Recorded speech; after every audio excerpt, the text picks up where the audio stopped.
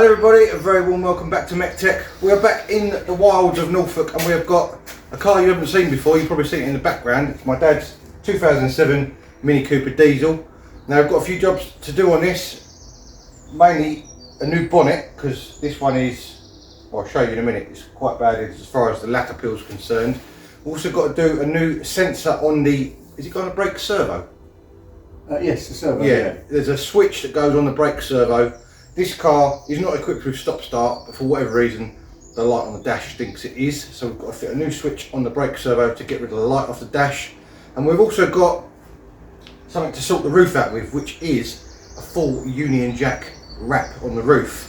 Now the reason for that is, again, lacquer peel, but also there's a little bit of hail damage on the roof as well, and we thought, well, what better way to hide it than put a pattern on it as far as the Union Jack's concerned, and obviously it'll make it look pretty cool as well. So let me grab the camera, I'll show you what we've got on the car, and then let's get to work. Right, here we go. As you can see, the bonnet is very, very peely. There's nothing wrong with it as far as damage, it's just peely paint all over it, and we have managed to get a lovely new, well, new second-hand repainted red bonnet to go on it, which is in really, really good condition. So the plan is obviously to swap that over, but in doing so we can also do that switch on the servo at the same time, because that is under the scuttle and you have to take the bonnet off to do it. So that is going to work out quite well. Now you can see here on the roof, again, the lacquer peel is quite extensive, so we are going to have to do some sanding on this, get all this manky old lacquer off, and then obviously we can put the new transfer on there. Now it looks like the whole roof's peeling actually. This has got a lot worse, hasn't it, Dad? Yeah. You can see all that flaking off there. Yeah, Dad just said that we've got to paint this wing mirror as well, because that's going all manky. So you can see there where it's obviously been done before, and again it's failed. Typical with red cars, you would have seen it on my C1 videos as well. The red, for whatever reason, does love to peel. So yeah, it's going to be a bit of work, but it should be good. So we're going to start off with the bonnet. We're going to get the bonnet off. Is the pop on this side? Yeah, this side, yeah. Yeah, got a bonnet pop down here. Dad's here with me as well. He's going to be doing the job with us. If I can find it. If you can find the catch. There you go. So it's held on obviously with two bolts either side on the hinges, and we've got gas struts on there as well. We'll probably put some cloths underneath the corners here, so when we undo the bolts and it drops down, it won't chip anything off, especially with the new one. We've got to take, I assume it's under here, is it, Dad? Battery, yeah. Oh, the battery's under there. Where's the servo? Down here. Oh, it's over that side. Okay, Yeah. so we've got to take the scuttle off to get to the servo to do that switch, but as I say, it's going to be easier to do that with the bonnet off. So let's get this bonnet off for a start. These hydraulic struts are just these little clips. You just put a flathead screwdriver in the end there, pop the clip out, they'll pop off, and it's just these 4 bolts that obviously bolt the bonnet on. I'm just looking, the top hinge bolts are slotted holes, which means that we can put the bolts in the new bonnet and slide it onto the hinge and it won't fall down. That's good, isn't it? Yeah. So we might not have to put cloths under it after all, because obviously once you've got those top ones in, then it'll align the bottom holes to be able to obviously get those bolted in at the same time. So that's actually a really good design. Many have obviously thought about that, because it's obviously quite a big bonnet this, so it's yeah, I think I'm just thinking out loud, Dad, it may be worth taking all the trims and everything off while it's still on the car. I agree, yeah, definitely. Okay, Yeah, so I would have done that. Yeah. we've got to take all these chrome clips off around here. And all the jet wash, the screen wash. The pipes for the screen washers, yeah, they run underneath here. Obviously got to take the sound deadening pad off, all that malarkey. So let's get some tools going, and we'll get some bits stripped off this bonnet first, just to make it easier, and then we'll get the bonnet off.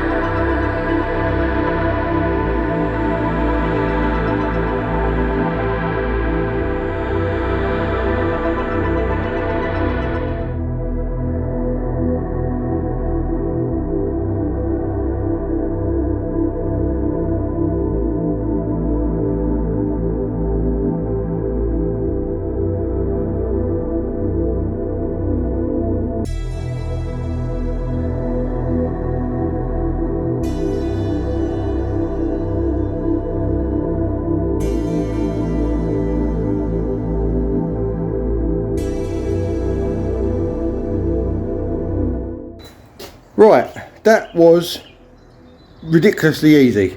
15 minutes it's taken us to strip that whole bonnet and take it off. Now I'll just show you what these are held on with. Basically these are just clips with little spring loaded sides that you just push the sides in gently and they pop out. Washer jets are the same. They've got a little spring loaded end on them. You push in, pop them out from the front. This chrome trim that runs along the front edge of the bonnet has got clips, and it's also got those little screws there which hold it in. Just trod on the boot bonnet mat, and it's got those little clips on the back, as you can see there, so they're really easy. The bonnet trim itself is held on with those clips that you just pop out of a trim tool. Same with those clips that hold the washer pipe on. That chrome trim there, which runs along the back edge of the bonnet there, just pulls off. You've got the two catches that latch it down, which actually wind into the bonnet itself, so they're adjustable with these little covers over them with little clips on. The safety catch is held on with two torques, and they're the bolts off the bonnet, and it is as easy as that. And it would surprise us both, to be honest with you, because we thought it was going to take a little while. So now, now the bonnet's off, we're going to get this scuttle off and sort that servo switch out. So once we've got the scuttle off and worked out how to do that, probably got to take the wiper arms off to do it.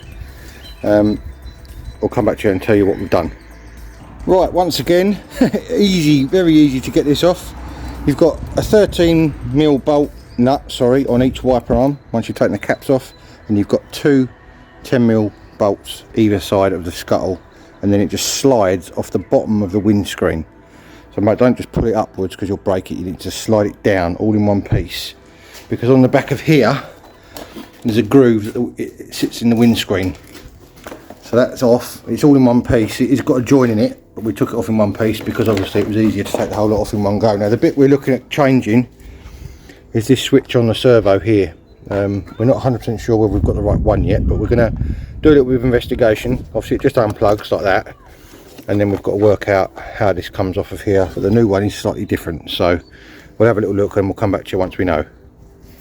Right, we've hit an unfortunate snag, as per usual with online parts. They've sent us the wrong one. So as you can see, this one's got two little tabs on the outside of it with an O-ring fitting on the back of it. This is the original BMW one. The one they've sent us hasn't got the tabs on it, and it hasn't got an O-ring, and it's a bigger port on it. So that is going to be a stop on that at the moment. So we've phoned BMW. They're going to come back to us in a minute and see whether they've got one or not. So we're just going to leave that resting in the hole for now so nothing goes in there. And we're going to carry on with the bonnet, because obviously we can, now we've got all this scuttle and everything off, it is doable with the bonnet on there. We've seen it is now, it's just a bit more fiddly. So yeah, we'll carry on as we was going to. Obviously we've got everything stripped off the old bonnet now, so we're going to get I'll probably put that chrome strip that runs along the back edge on the bonnet while it's sitting on the floor, because it's easier to do it when it's got more space behind it. And then we'll get the two red bolts that slot into these hinges put on the new bonnet, and then we can slot that on. Now we didn't have to take the gas struts off in the end because the gas struts are actually on the hinges, which makes it even easier. So you haven't even got to touch the gas struts, just for your information in case you're doing this job. So let's get a camera set up and we'll get this new bonnet on the hinges and bolted on. Right, we're going to put this on live. I've got the two bolts that we need to go in the tops of the hinges already in the bonnet, so we can slot it on. We'll put the other two bolts next to it so they're there to put on after, on each side. And we get a phone call in the middle from... Yeah, and we get a phone call from BMW just as we're filming it. Right, let's get this put on. What side do you want to go to? This side. That side? Yeah. Ready? Yeah. That's light, isn't it? Oh yeah, yeah. Considering this is the whole front of the car, don't weigh anything. You see I put the trim on the back of it. Right, tilt it down, okay? Yeah, hold on, I've got hold of the wrong place. Alright. Yeah, okay. Alright? Yeah. So you can see where you're slotting on, can't you? Yeah. You on it? Yeah. That's it. Right, and that is such an easy bonnet to do. Now all you've got to do is get the bottom bolt started and it will hold it there.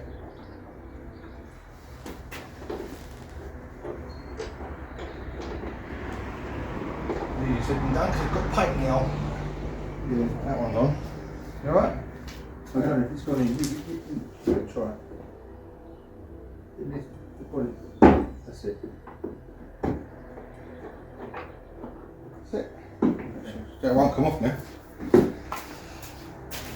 That is brilliant. What a brilliant bit of design. Now we don't know, because obviously we've not got any marks to follow, where it's got to be. So we'll have to just put the wrong thing on the ratchet. 13mm bolts for anyone who wants to know, by the way, on these. It was, when we undone those ones, it dropped slightly, didn't it? Yeah. So if I lift it slightly, in fact actually no, we can line up the hinges. Marks on the hinges, can't we? Yeah. Because I'm thinking the bonnet's new and there's no paint marks, we don't line up with that, we line up with the paint marks on the hinges that are still there, so that'll work out right hopefully. Yeah. There. Make sure I've got this going the right way.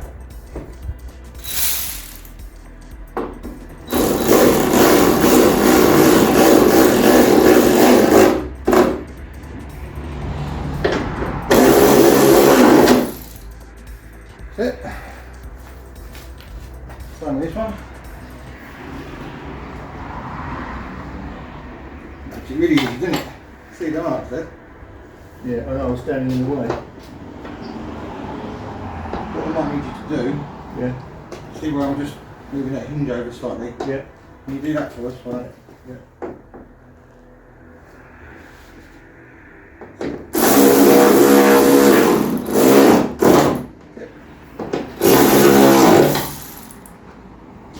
Before we put anything else on, we can try it down. Yeah, what's this? What's this? Yep. Ugh. Washer fluid.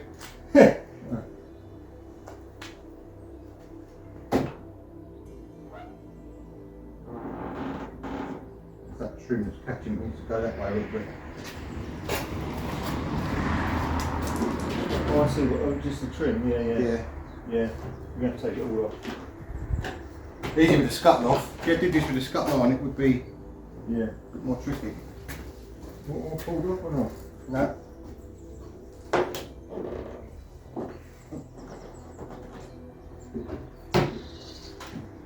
Is that creating a gap then, yeah? Well, it's tight. How about now? Still too tight? No, no, that's all right. You've got about. That's enough. Yeah, yeah. Thank you.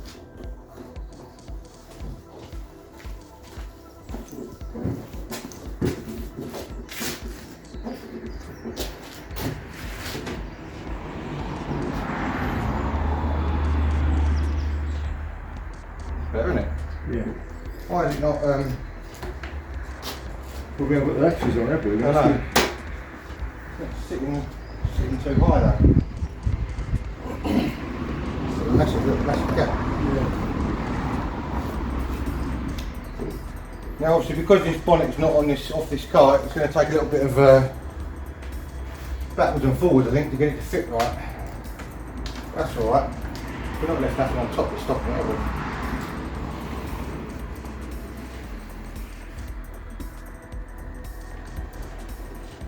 Put that there that way. Just in case.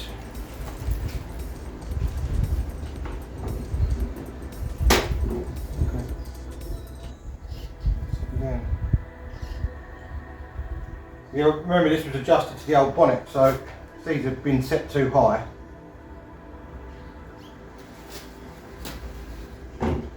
Still up and right on the inside. Alright, we're going to have a little play around with this, see if we can get it to fit a little bit better, and when we have, I'll tell you what I did. Right, second fail of the day. Let this be a lesson to all of you. Don't do this, learn from my mistakes. This is an R56 bonnet, as is that one. However, this one is off of a petrol car, and this is a diesel. It don't fit.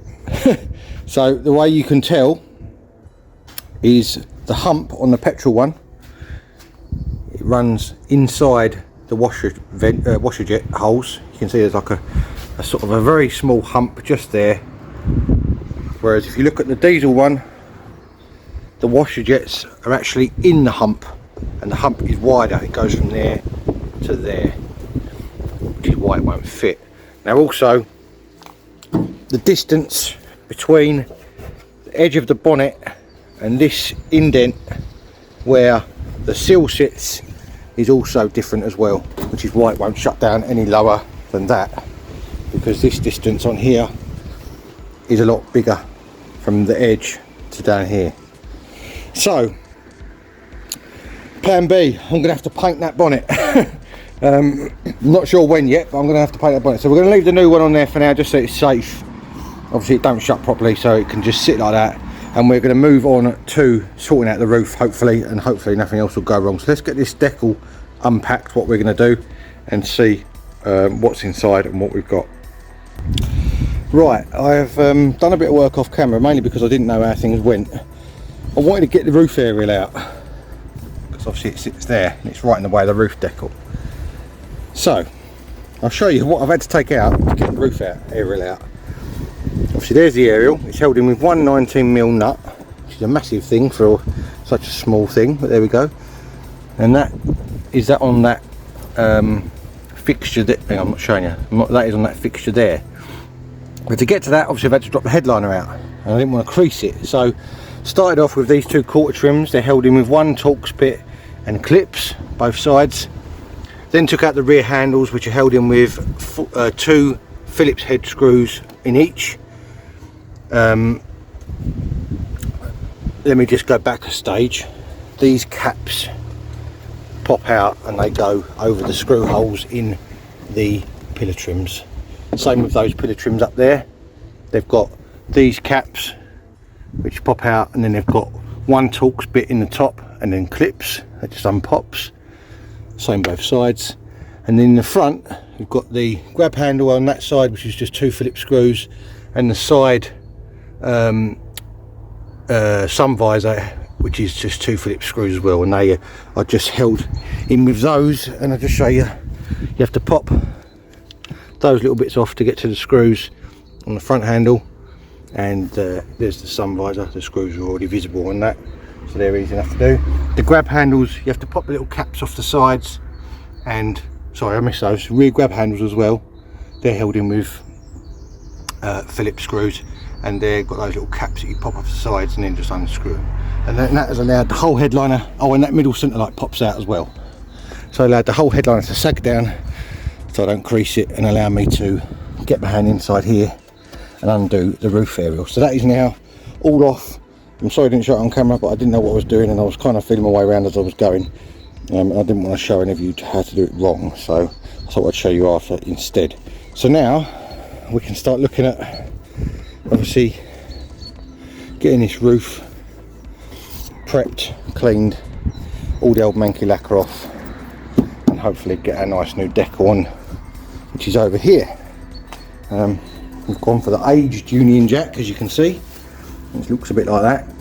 Now the reason I've took the aerial off, some of the decals you buy have a hole in for the aerial, but this one didn't, so I thought it would be a lot easier to take the aerial off, then we can lay it flat and just cut the holes after. That'd be so much easier, and we're going to run it right the way over the tailgate as well. You will notice this tailgate looks a slightly different red. It's always been like that ever since you've had it.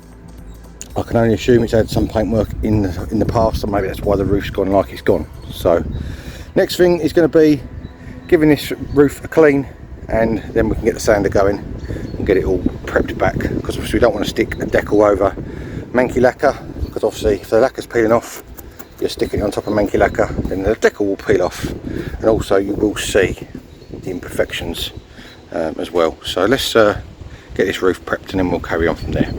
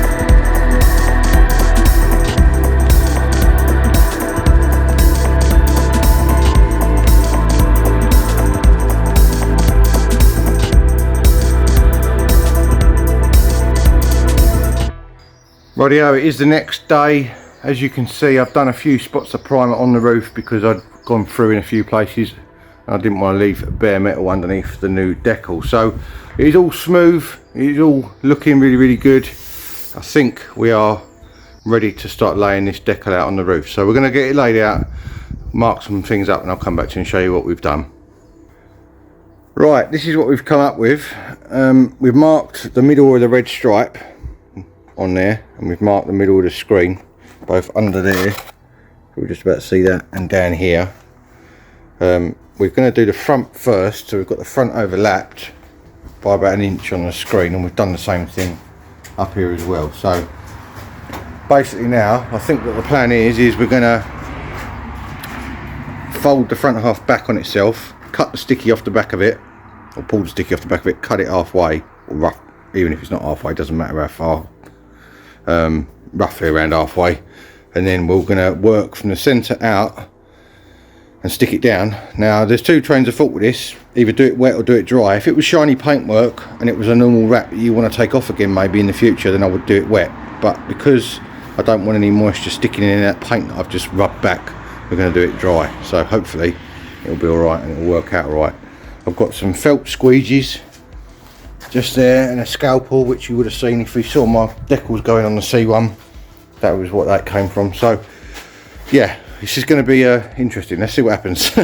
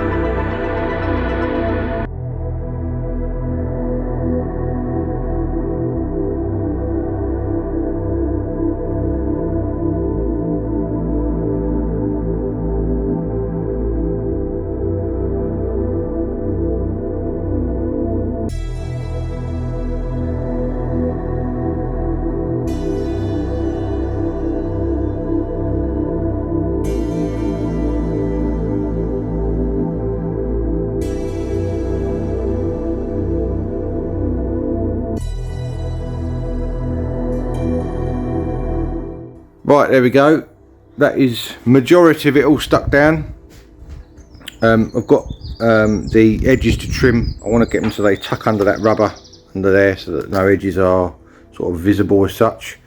Had a bit of an issue on that little section there. I don't know if you'll be able to see it on camera, but there's a little section just here, and there's a few little creases in it that I can't get out, which is a real shame because the rest of it's not come out too bad. Now bearing in mind, I've never done this before.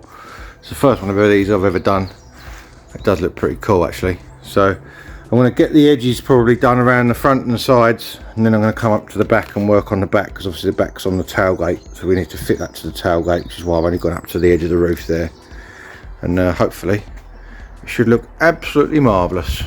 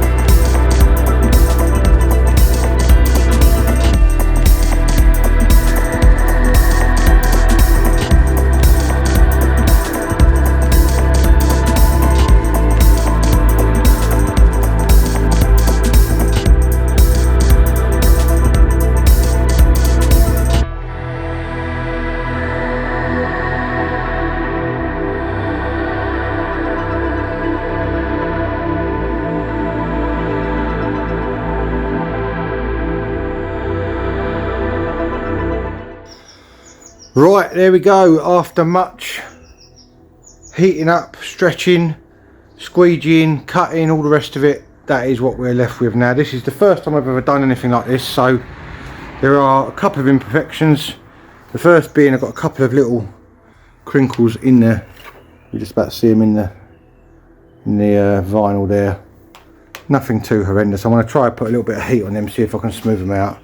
And the other thing is, this rubber on this rear screen was really tight, and this little section here I couldn't get the red to tuck down as nice as I would have liked to. Apart from that, it's actually come out not too bad at all. I think you'll agree, it looks a damn sight better than a peeling roof and all the rest of it. So I'm pretty chuffed with that. Massive thanks to Dad for helping me out. I couldn't have done it without him. He was doing the heat on the hairdryer that we had, and yeah, really pleased with that. So now I need to get all that headliner put back together again, so let's crack on, get that done.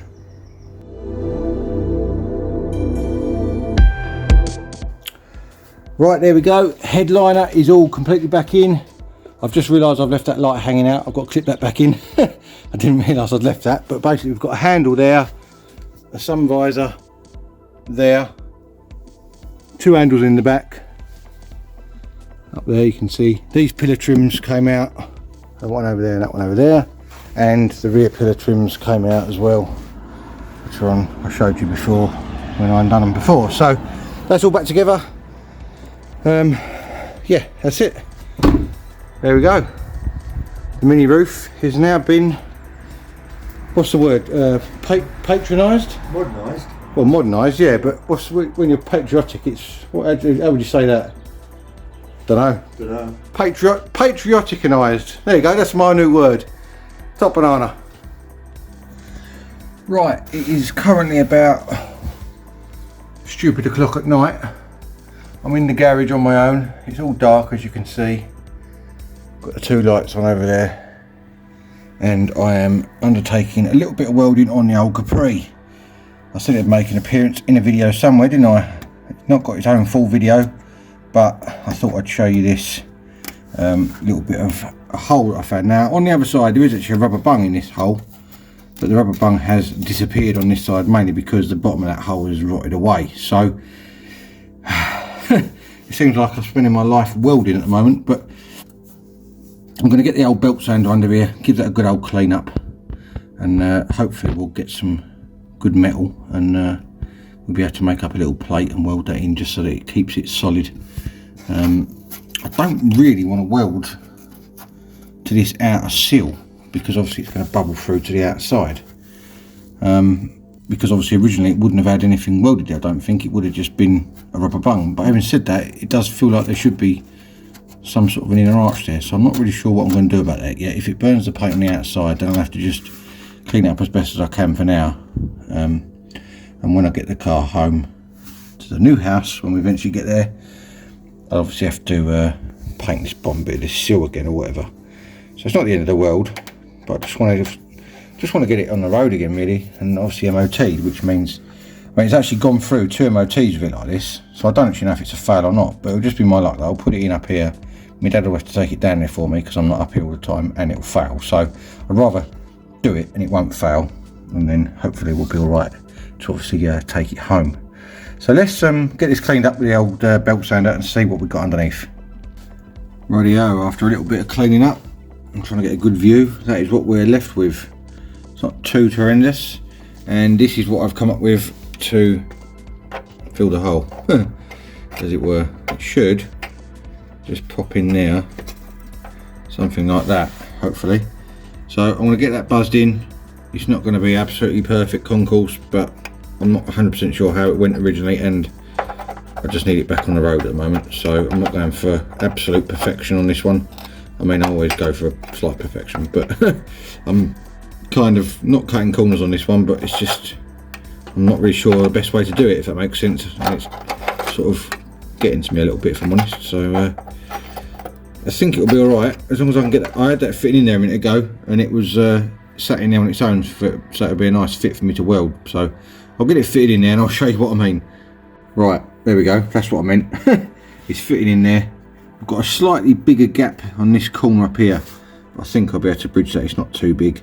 Now this isn't factory, I know it's not, and as I say, the other side looks like a rubber bung, but it's covered in underseal and it's all original, as this side was, until that obviously fell out. So I don't really want to be disturbing too much at the moment. I'm not looking for another restoration project. As you well know, I've got more than enough on the go as it is. So let's see if we can get this buzzed in, and hopefully it will look nice and tidy and MOT-able.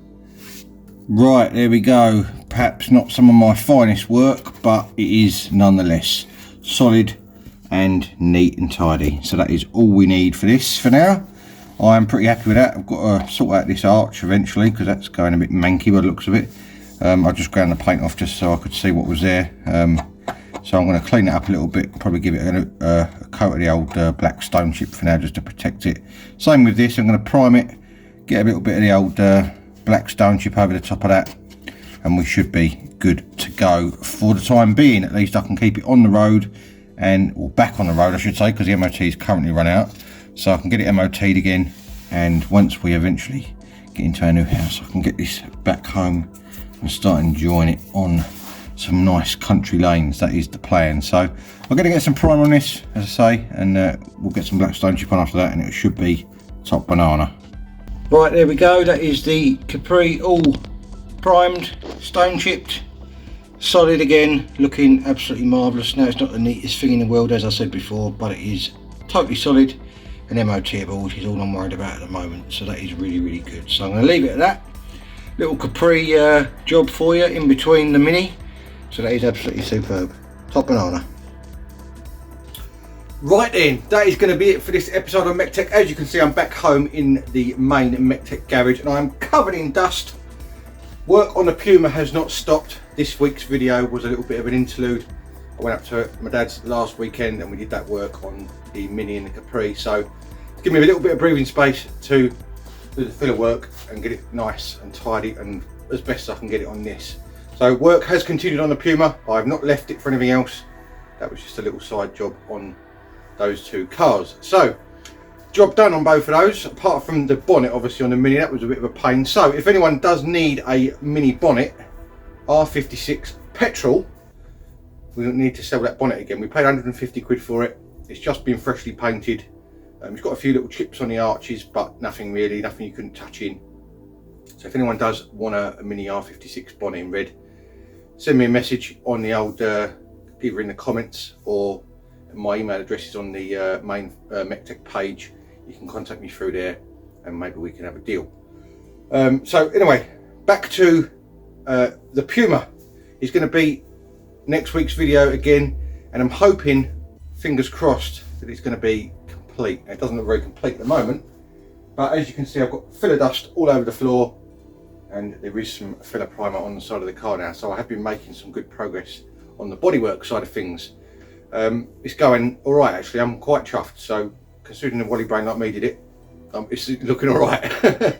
Now if you do like projects like the Puma, like the Mini, like the Capri, all the others that I've got in my back catalogue, then make sure you do 4 things for me: like, subscribe, share, and hit that notification bell.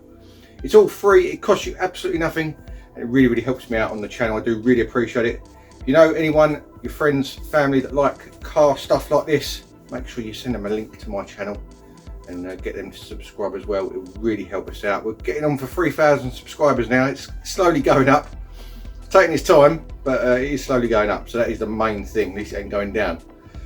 So all that's left for me to say is, if you do want to join me soon for more automotive adventures, I will see you again next time. Thanks for watching. Cheers guys.